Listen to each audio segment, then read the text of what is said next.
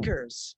Every day at about 3:30 p.m., my dog Louie comes barreling into my home office, puts his paws up on my chair, and gives me his "I need you now" look.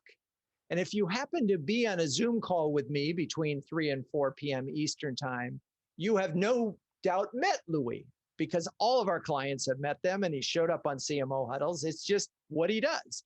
And at that moment, he is a dog with a metaphorical bone. Says Louie, in quotes, "I'm not going to let you do anything but pay attention to me, and in exchange, you'll get my continued affection." I would say that Louie is a masterful marketer. He is consistent. He is persistent. He is appealing. He delivers genuine value in his messaging, and he is focused. Oh boy, is he focused. Nothing will deter him from his intended target audience. Now, admittedly, that target is small and captive, but I can play hard to get. After all, these are office hours and I have work to do, like say recording a podcast. And I share this story with you, not just because it's likely that Louie will make an appearance today, but also because as a marketer, focus is your best friend. Without focus, it's easy to lose your way. Without focus, it's easy to be forgotten. On the other hand, with focus, you might find yourself outmaneuvering your behemoth competitors, as is the case for today's guest, Keith Brannan, the CMO of Kasasa. Keith, welcome to the show. Thank you. I've got a couple of dogs out here. I don't have a Louie, but I have an Archie and a Duke, and they resemble that comment about exchanging affection and attention for their dog with a bone moment. There you are. Yes. Great names. We had a Basset named Archie, and of course I'm a Duke grad. So those are all good. That's really good, yeah. So importantly, I like to ground the listeners in location. So tell me, where are you right now? Right now I'm in Atlanta. So I actually am a bi-city person. So I am back and forth about equally between Austin, Texas and Atlanta, Georgia. Both great towns. So I love both of them. Fortunate to have them in my life, that's for sure. That's and they're contrasting towns. I mean, yeah, they're both in the South and they both start with A, but at that point they're pretty different. That is definitely true. So let's go back to 2014 when you joined Kasasa. And what was your original mandate? I mean, why did they bring you in? Yeah, so Kasasa is actually constructed as a product brand, right? If you really think about what it is, we work with community banks and credit unions, and in helping them go to market, one of the original core tenets was, if you have a common name, think of your Tide, right? I'm going to sell Tide as a consumer product through a grocery store. So Kroger sells Tide, HEB sells Tide. And in our scenario, it was community bankers and credit unions taking a product to market that was called Kasasa as a checking account, rewards checking. And our job was to go and create like really good brand following with consumers so that when they search for it, it really leveraged what a lot of smaller institutions are not great at, which is really having a presence so that if a consumer goes in and shops the way we shop today and Googles, that it shows up. They find good reviews about it. And so our job was going to create sort of a consumer-centric brand that would be searched for by consumers who are shopping for a better banking experience and a better product, really. And that was the thesis of coming in. That's not exactly where we ended up, but that was the idea coming in. Yeah. Right. And so at that moment, it was sort of B to C to B or B to B to C. But you wanted to build the brand and sort of create acceptance so that when this community bank presented Kasasa, the customer would say, yeah, that makes sense. And even if they were shopping for it, it was a B2B to C model, with one addition being, we would have the ability to drive a lot of air cover, educate and drive consumers to the right institutions, even through our website, almost as a listing type of service. So those elements sort of working symbiotically together. That was the goal. Okay. So fast forward a couple of years, how did this mandate to evolve? Yeah, it wasn't even a couple of years. I mean, literally within a quarter.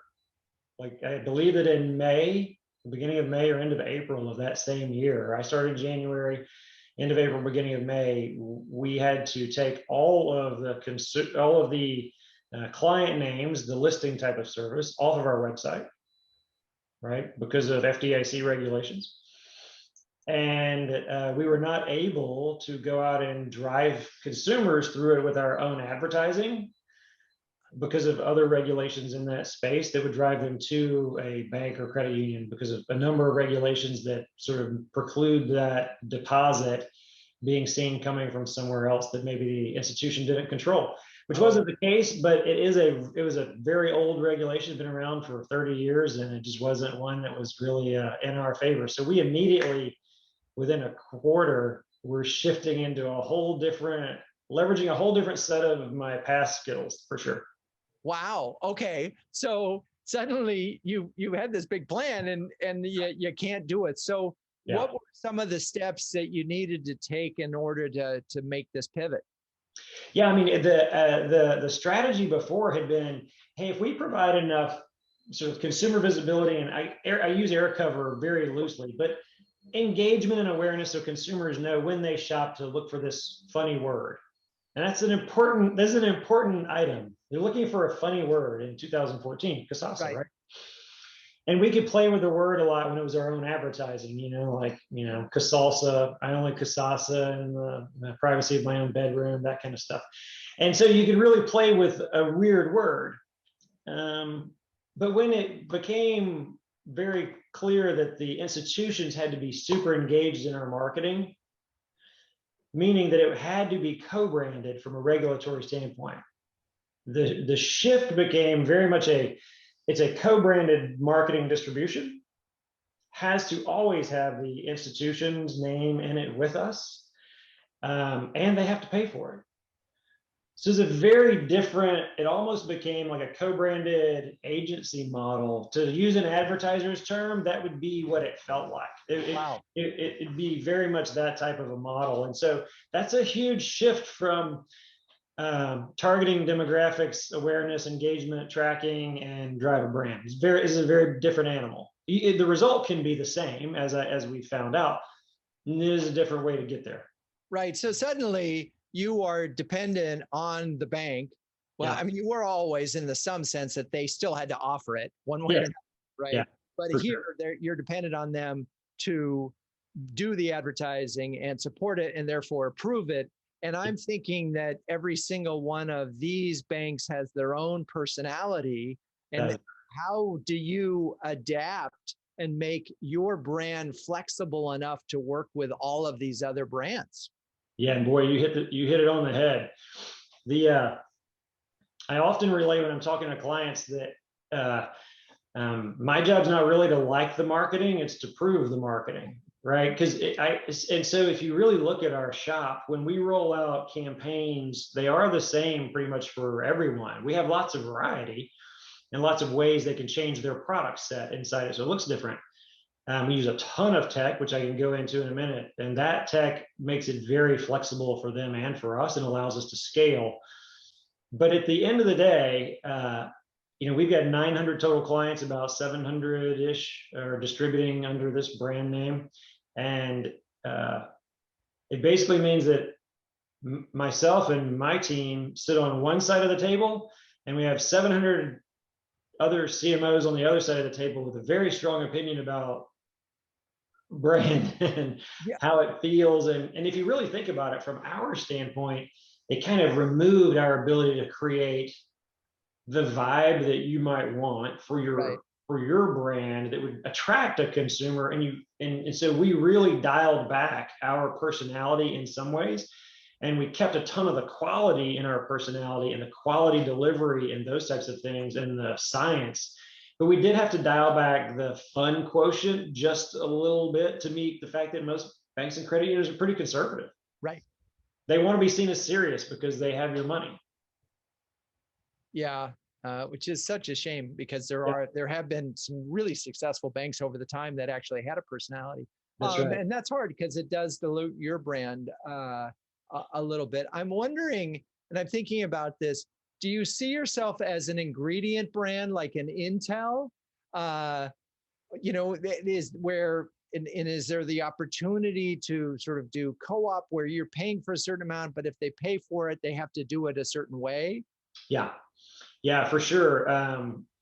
There's a couple of benefits in that. We definitely see it as what we would call a product brand, right? And that a product, as opposed to an ingredient brand, when I think of an ingredient brand of Intel inside, the primary value is still the computer. The Intel just makes it better, right? In this case, since we sell checking accounts and loans, the primary product is a checking account. It's not like just the checkbook against your check. It's the actual account and the rewards associated with it. And the reward processing is really what we do. It's called a Kasasa account. We track the rewards for people. We're a rewards company. And so for us, it is very much a product brand. And I think the thing that makes it super unique for the institutions is, their core product. Then the thing that they would say makes them the happiest is when they get a primary relationship. And that primary relationship means that I have a consumer's checking account and they use it as their primary account. I am their primary. If you ask someone, where do you bank? The bank that they rely on most, or the credit union they rely on most, is at the top of the list. And when they're that one, that's what they're looking for. And I think that's what makes our entry product of checking accounts so important to our clients, right? Because it gets core deposits and primary financial users for them. So, and I think people may not realize that a lot of banks use software, somebody else's software, to run a program like checking account. Almost all of them, right? And some of those competitors of yours are really large, right? I mean, I don't know if like a Fiserv or some of these others, and so. You have, this is where we get back to this notion of niche. You have focused on your product offering is the rewards checking. That's part one. And two, this specific community bank type one that wants to have something that is different than the big banks, right? That is absolutely, like, the value proposition for Kasasa across the board is reward products that are better for the consumer. That's number one, because that creates draw for the consumer to want it. Number two, only offered through community institutions and credit unions that are below 10 billion in assets. So we have a very defined market. Like, we won't do business with the larger institutions. And then we're trying to create a more level playing field by having better products. And one of the ways we got to that, by the way, is the market opportunity is so large. We survey consumers a ton. That's how my team and I can sit on one side of the table and 700 other CMOs on the others. We use data and testing. And when you ask the consumers, they have historically always said 72 to 76%, depending on the year, that they would rather bank with someone locally. They'd rather bank with a local institution. But by and large, they don't choose to open their next account there because they're concerned that the products aren't as good or the services aren't as good. I mean, when I say services, I don't mean service. You can absolutely, people say they'll get better service face to face.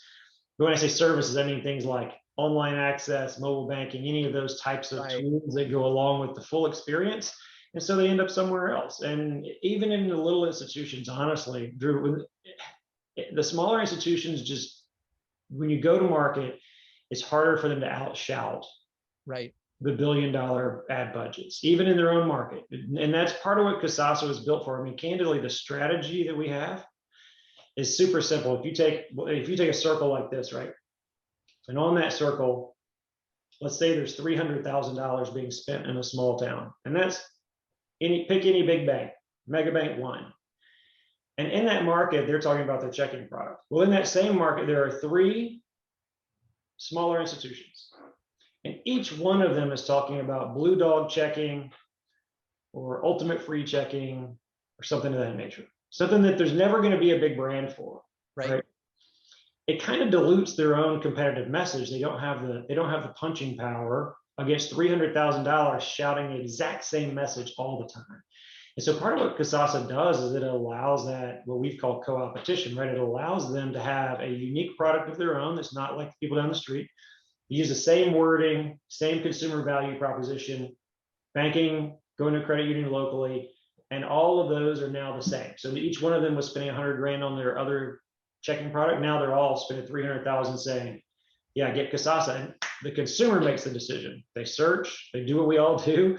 they find that word, and then they pick where they want to do business. So we're in the business of creating that, not picking where they do business. Consumer always gets to pick that.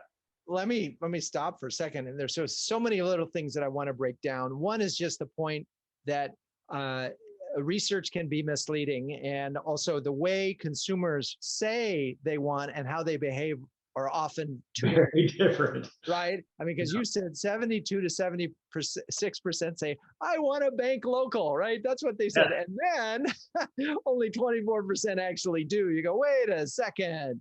That's you right. said you wanted to do a local. So the great thing about having that research is that obviously that's very helpful for you to get into the door and talk to the banks and say, we got to fix that. That means there's this gap. There's 50% of your market right here that isn't using you because they don't think you're as good as the big banks. There's a demand. There's a demand that's unfulfilled. Yeah, and that as a marketer to marketers, this is where B2B comes in. That's How right. can you help your customers market to their customers, right? I mean, and this is where you're helpful. Okay, we're going to take a break, and if you don't mind at this second, I'd like to do a little plug for CMO Huddles. So CMO Huddles was launched in 2020. It's an invitation-only subscription service that brings together an elite group of CMOs to share, care, and dare each other to greatness.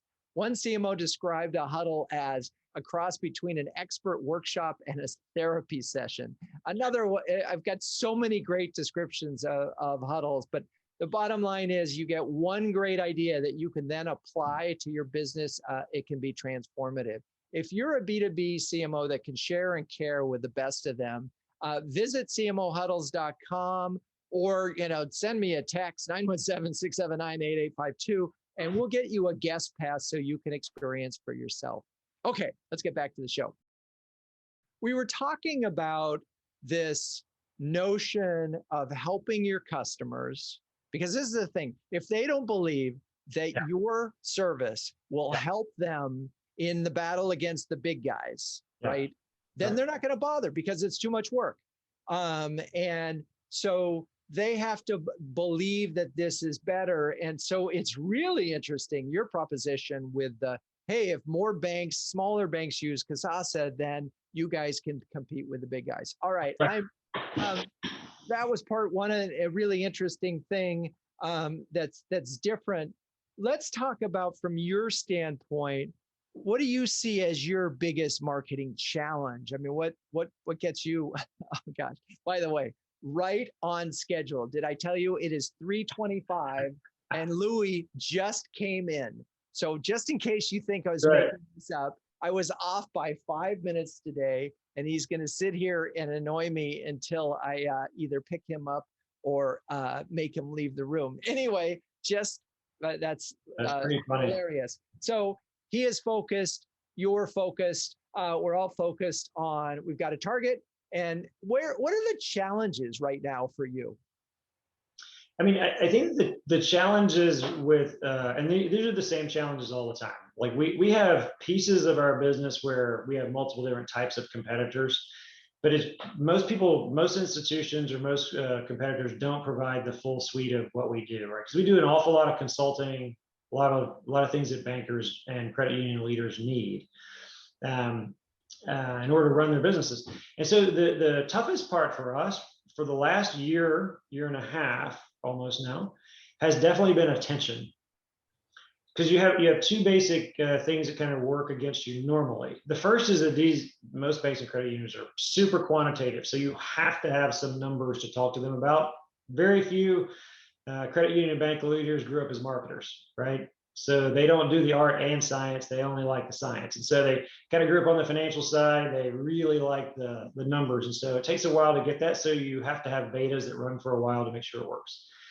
The second thing, though, is even if you have that, it's getting their attention. And that is the struggle. Like one of the things with smaller institutions is they are always resource constrained.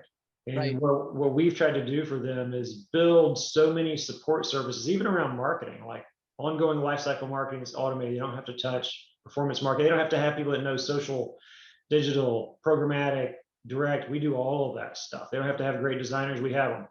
And so all of that's kind of baked into what they're buying. And we just make it easy for them to buy, because we found out early on if you make them make a decision, you're kind of in their cognitive load now. And it just takes a while to get to the front of the cognitive problem when they're running an institution. And so our biggest thing is focus and getting them to prioritize sometimes making some of the decisions. So we've tried as hard as we can on the marketing side, not just to make marketing easy, but our influence with the rest of the organization and product is to make the products easy for them to consume. Right. Make it as easy as possible. We've had Brent Adamson on the show from Gartner, who wrote Challenger Sale and Challenger Customer. And, if he had 3 words for you or 4, it would, make buying easy. And clearly that is the biggest challenge in B2B marketing. And it got worse in the pandemic, which is why there are now more touch points required to close a sale and the longer sales cycle, unless, again, you happen to be in this sort of essential moment. One of the things I want to go back to that you said, and I think it's worth breaking down, which is when we're going to make it easier for our customers, sometimes we have to do a lot more for them. And you talked about not giving them not just the marketing toolkit to market this new product, but all sorts of other services around that. Let's talk a little bit more about this. We used to call this whole type of activity marketing as a service, where you really, Right. or actually just marketing as service, where the marketing is in fact a service to your customers. I mean, are they surprised when you do get their attention and they go, wait, you give me this entire marketing kit and everything that I possibly need? I mean, what's that? I mean, for sure. Like it comes, you would say that it's something like life cycle marketing. And when we think life cycle marketing, it's that transition from, it might have been marketing to you as a prospect, and now you've come to be a customer, and that night you need to be spoken to differently. And you can't imagine how big of a challenge that is for most institutions, that they move an audience to a different communication cycle. And that is a very difficult challenge when you have literally a lot of them, 1 to 1.5 marketers in their whole company. And those people are representing them locally. They're doing all the in-brand. It's just a different skill set.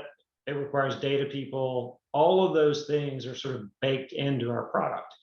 And that's on the lifecycle side once you have them. Now, on the what you would consider more of an agency model is the co-branded side, where it's performance marketing and acquisition. And that is much more like hey, here's the programs we run across all these channels.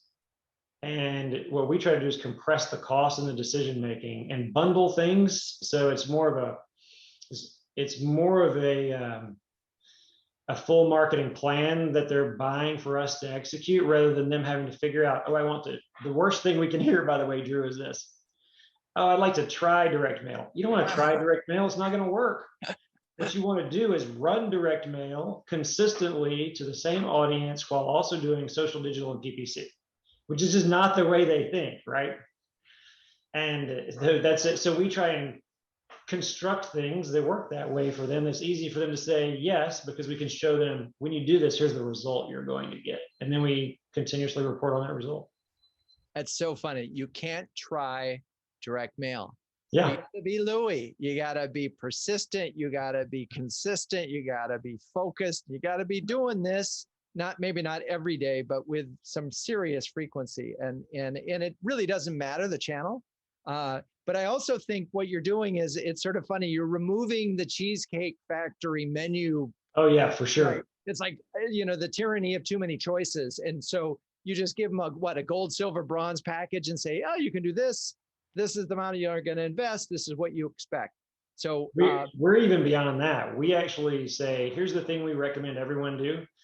It is the bundled approach, because it includes all of our science, right? Like segmentation science, who are going to be the target customers. We use data to find them. Then we market to them consistently. We use an exposure model and an attribution model. Say, this is what you should be doing, and this is the result you will get. And if they say, I don't want to do that, we just deconstruct it and say, okay, you can buy the individual pieces if you want, these channels, but we're not going to be on the hook for the performance, because we know by and large what works. We'll get you media performance, but not we won't guarantee like outcomes, Right. account opening performance, because we know what's going to drive that and what's not.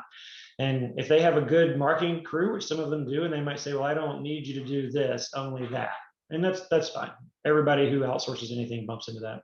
Well, I mean, if you think about it, you might, I mean, I think you mentioned you have 700 banks. Yeah. Mm-hmm. So there's probably not too many people out there marketing 700 different community banks. You ought to have a bank of knowledge on what works. And now I'm sure it varies by market and maybe, but there's got to be some real normative data that you have that's really useful. That is actually the reason for the common name. The big weakness that most institutions will have long term is they have less data. They just have less statistical data. If you only have 17,000 records of consumers and you're up against somebody that has 5 million, you simply can't slice it thin enough to get accurate and also get a return on that investment. So we do that. And that's where our segmentation comes from, our testing. It's, to your point, like that level of knowledge results in some amazing things. And I'll give you one example if you want me to keep going on it. But sure. So we have a sort of traditional way that I've looked at messaging and marketing is that, just to, again, keep it simple, there's an ante for every business, like sitting at a poker table. You have to say this to be credible. In our business, it's I have FDIC insurance or NCUA backed, and I have checking accounts, right? Otherwise, they don't think you're a bank or a credit union. Second thing is that you have a driver message, which is what are they shopping for? And the third is reassurance.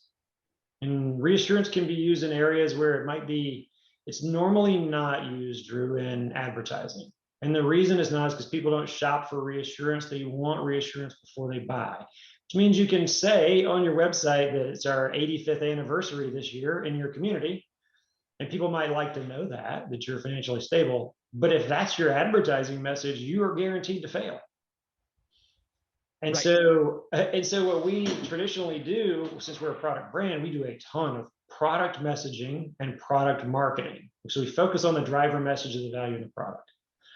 But because we could see what was happening in the pandemic across all of these communities nationally, we made a really fast shift and offered to all of our marketing clients that were active at the time, you should not stop marketing. Instead, we need to put a reassurance message into the advertising. We normally don't, but we need to mix 30% of your marketing with a message that says, hey, we're still open. We're here to help you.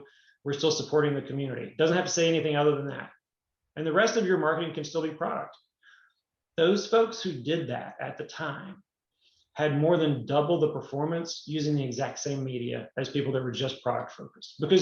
And we could see that when we ran it in one market, it's like, okay, we need to roll this out everywhere and roll it out immediately. And so everyone who picked up on that and did it with us had just a huge difference. So that is if you're just in one small area or in one town as an institution, you don't have that best practice knowledge of, oh, I need to shift and I need to do it now. And so those things are what we pride ourselves in helping our clients with. Well, and again, I'm going to be at the risk of being redundant. I'm going to be focused on focus. And I'm thinking of whether you're a consultant or a marketer in B2B, the power of it. I'm thinking of David C. Baker in his book, The Power of Expertise. And he talks about, as a single person consultant, how you need to sort of be aligned on find your sweet spot on a basis of 10,000 people out there who might show up at the same conference and try to align both on a vertical and a horizontal basis. Well, when you think about it, and the reason that you do that is so that you can walk into any conversation with anybody in that target audience and probably tell them 10 to 20 things they may or may not know about their business, but they should. Right. That's right. And what's amazing here is doing the marketing for 700 banks, essentially, with a product that you're selling that you actually are providing.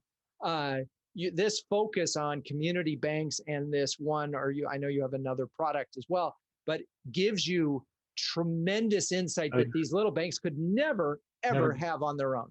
Right. Yeah. But that is applicable. And I think a lot of marketers face it because they say, oh, well, we're focused on small business, but we want to move up to enterprise. Well, suddenly you move up to enterprise. you have different user needs, you have different Yep. sales cycles, you have different market opportunities. And what you can't do for them right away is help them grow their business. Correct. Whereas it's so interesting to me that you guys could figure that out in the pandemic, that, oh, right now is time to be, reassurance is going to better scale that up a lot. And if you do that, you had the data, which again, as so many marketers, we talk about performance marketing, but do we have the data that you can go? And I imagine from an internal standpoint, I mean, I guess you're pretty much dependent on your channels, right? I mean, in other words, if a bank doesn't have you, you can't do marketing for them. Right. That's right. Yeah. So let's talk lastly, though, on just your acquisition strategy. And that had to have been hard during the pandemic because banks are conservative and they weren't sure how business was going to do, and people weren't going into the bank. And so, that it must have been slow in at least the first 3 months of the pandemic. The funny thing is the slowness didn't start really for us the first few months. We've actually been slower at the end of last year and beginning of this year than we were parts of last year. And part of the reason for that is it's just the way economics work for banks. When interest rates drop, it takes them a while because that's their revenue, right? That's the spread they make. And so when those rates drop, it compresses their revenue margins. And it takes them a while for their expenses to really catch up. So right now, they're just finishing that catch up. But early last year, it was us focused on helping them, honestly, whether it was keeping the word out. Because the last thing you want to be seen as in a historically difficult environment is the institution who wasn't big enough to talk to their customers when the big institutions were. You'll immediately lose. So it's the wrong time to give up the microphone, for sure, from a marketing stand up. And so that was actually pretty tough to convince them of because it's all economics at a bank, right? So that part and supporting them through some of those decisions was on the marketing side very difficult, but we make money when people open checking accounts, right? So it was making sure that how do we help them on the digital front? We spun up 2 or 3 products really, really quickly that you could put out and say, here's a mobile account opening that a consumer could have. And then here's a digital that you could have, make sure we were promoting it on their website. So when they were driving people, it was just easier to open accounts than they might have had that process in the past. So that was for us, business really we didn't take that big of a hit early because the bankers actually stayed open for a long time. They were all considered essential services. And so a lot of them did stay open and they were super busy with PPP and all the lending associated with that. So they felt very busy. Yep. So that it slowed for us a little bit later, but you're right. That's what's happened. Our acquisition strategy right now is just content oriented. We keep on the content. We have a confined market of 4,600 target clients. It won't ever get any bigger than that. And so we keep in front of them with good content. Tell them what's going on in the industry. Tell them how they can compare themselves. Because we know that as this market's thawing, and the market for us is thawing very rapidly right now, that having been with them for that period of time, will be the folks they come back to. And we are definitely seeing that. So yeah. Okay, Louis, I know you're focused. Just a couple of thoughts that occur to me. That one of the things is you probably could write just a brilliant article that answers once and for all why you should always continue marketing in a downturn. Oh, yeah. Right. Yeah. Yes. I have that on lock.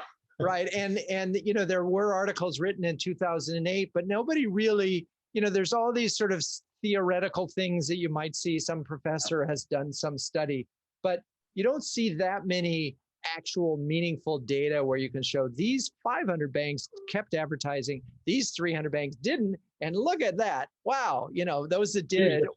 Yeah. And now, this was a little bit different in that this wasn't just an economic downturn. So therefore, you also had to be sensitive to the environment that we were in. But nonetheless, staying with it is important. And what we do here is important. Okay.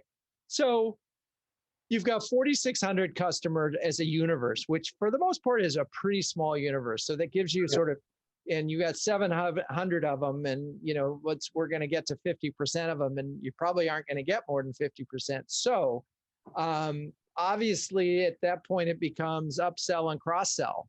Yeah, it's a relationship business. I mean, we want to make sure that we have a relationship for them when they're looking for their next new technology. And our job is to be innovative with the new products we bring to market, help them to keep up to speed on the marketing that we do provide and make sure it's performing. So those things are, for us, sort of how we make sure we stay in front of them. I would also say, like, data is so key when you have a limited audience like we do, right? I mean, if you really think about what we're doing, we don't, there's no one in the industry we don't know. If you think about B2B lead gen, right? Like, I have them all in our CRM. I know who the 5 decision makers are at almost every institution in the country. We call them all or send them something every quarter to keep best practices and free content and free research in front of them about what's going on. And that helps them answer the phone when they're looking for another product. Yeah. Well, again, the power of focus is that if you know your audience and you know what they're doing and you know what they like, you really ought to be able to, in some ways, be the Amazon of, hey, Drew, I know you like this book. People who like this book also like this book. And you, in theory, could know them so well that this audience have interesting other things to think about. And then using that and be able to say, oh, and we're using this. And by the way, you bank could probably use the same methodology for your customers, because wouldn't it be great if you knew your customers as well as we know? Yeah, and we do have an advantage over a lot of other B2B marketers. I will say that for sure. And one of those advantages is, as banking institutions, they're regulatorily required to transparently publish their economics every quarter, right? So when they have their call reports out, we try to be the first one to download all of it, publish new research and new findings so that they can compare themselves to peers and other people that they can't get through the FDIC or somewhere else. And so that stuff's really important, and it helps us, like, connect trends of people who are using our product versus not, because you see more economics than you might see if you're in, you're serving somebody who doesn't have to publish that data. So should the listeners all be bullish on the next 6 to 12 months based on the data that you're seeing? Yeah, I mean, I would say that they should be, my opinion right now is that as the institutions open back up and consumers are coming back in, number one, the institutions have gotten better across the board and more efficient at handling, how do I serve this consumer? So I think that the experiences will get better and better. From a product standpoint, I mean, institutions are all about making sure they're putting great product right now in front of consumers, because it is a competitive business between megabanks, FinTechs, credit unions, local banks. I mean, it's super competitive right now. And so I think that we should all be bullish about it. They have a little bit of work to do, right, to get the expenses in line. That's big banks and little banks, but that's happening pretty rapidly. And so I think that we'll see very good things. And right now, most of them super aggressive, by the way, in lending. So if you're a consumer borrower, man, now's the time, because if you look at a balance sheet, we call it it's called a loan to deposit ratio in banking business, and that basically means, or a loan to share on credit unions. And what that basically means is, I've got a lot of deposits and they're all lent out. That would be 100. Or the lower it is, the more deposits you have to lend. And right now, most of them have a ton of extra deposits, so they're trying to lend. Man, now's the time. There it is. Yeah. Go out, get that money, and build your business. Okay. Keith, as you think about this and sort of the last few years, what would you say is the biggest lesson learned? Should I include the pandemic in that, or just career-wise outside of the pandemic? Yeah, I think we could just talk about the pandemic and what lesson that taught you. I didn't grow up wanting to be a marketer. I actually have a degree in psychology, and so I never actually had a marketing class even in college until I was already vice president of marketing when I had a marketing class. And I attribute that to the fact that it's a human behavior that's the most important thing for marketers. We get so focused on programmatic and media and creative and all that kind of stuff. And at the very basis of it, you're asking someone to behave a certain way and to respond to something. And your job as a marketer that it was easy to fall back into and very, very helpful during the pandemic was to predict what the game theory of human behavior might be and how they're going to respond to certain things when they have a moment of weakness or they feel confined at home. Like, what are they looking for in content? Those types of things are really important. And so for me, not just as a marketer now, because I do, even though I didn't start this way, I consider myself very, very much a marketer. But I would say that the understanding of human behavior and applying it has never, ever been more important than now. That's awesome. That's great. That's perfect. What a great place to wrap up the show. Thank you, Keith, for joining us today. I think it was a really interesting conversation. Thank you. Really, really a pleasure. And for all the listeners, if you enjoyed this episode, do me a favor, go on iTunes or your favorite podcast channel and give us 5 stars, or even 6 if you can figure out how to do that.